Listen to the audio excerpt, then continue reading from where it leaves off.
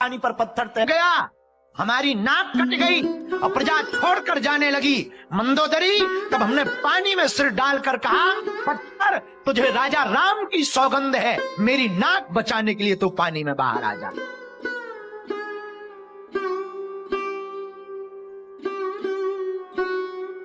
रावण कहता है कि वो पत्थर ऊपर आ गया। ये उज्जवल चरित्र राम का, इतना चरित्र महान राम है, ऐसे हमारे राम है। दुश्मन भी अपनी इज्जत बचाए। आकाश, हे पातालेश्वर, तुम कहते हो कि चरित्र की आवश्यकता क्यों, रामचरित्र की आवश्यकता क्यों? अब भी कमी रह गई हो तो और छीले। आकाश अग्रवाल, दूसरा सुन, हमने तुमको छीलने के लिए बहुत से आइटम रख रखे। आवश्यकता सीता चरित्र हम कहते हैं कि बहुत कम है, जो रह गए उनके चरित्र और सबकी जबानों पर होना चाहिए। जो जो महान चरित्र रह गए, हमारे राम जैसा चरित्र भला किसका होगा। वाल्मीकि रामायण का प्रसंग हमें याद है। आहा, लक्ष्मण जी ने मेघनाथ को मार दिया। मेघनाथ की भुजा करके मंदोदरी जाता है, ये भुजा तुम्हारे पति की।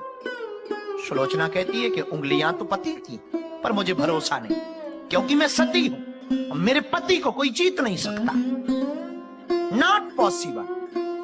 सखियां कहती हैं संभव है, तुम्हारे पति मर गए। खबर आई, मंत्रियों ने खबर दी कि मेघनाथ मारा गया। सुलोचना रोने लगी, पर भरोसा नहीं हुआ सुलोचना को। उसने कहा कि मेरा सतत तो डोल नहीं सकता, संभव ही नहीं है। उसने परीक्षा लेनी चाहिए। अगर ये मेरे पति की भुजा है, तो मेरे पति का नाम ये भुजा अपने हाथ से लिखे कटी हुई। और वाल्मीकि रामायण का प्रसंग कहता है कि उस भुजा ने अपने उंगलियों से मेघनाथ लिखा। सुलोचना समझ गई, पति मर गया। क्या तुम्हें पता है हमारे पति का वध हो चुका? रावण कहता यस, हमें पता है, सत्य खबर है।